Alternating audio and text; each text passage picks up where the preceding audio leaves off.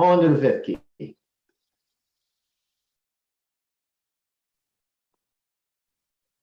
So the fifth key is to separate contract terms from pricing terms.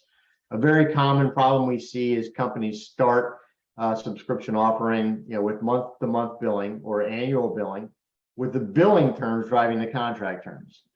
It should be that the contract terms are separate from the billing terms. For example, a customer would sign an annual contract, but choose to be billed monthly, quarterly, or annually. Having contracts in place creates an asset that can be translated into value. Another area of focus around contracts is renewals.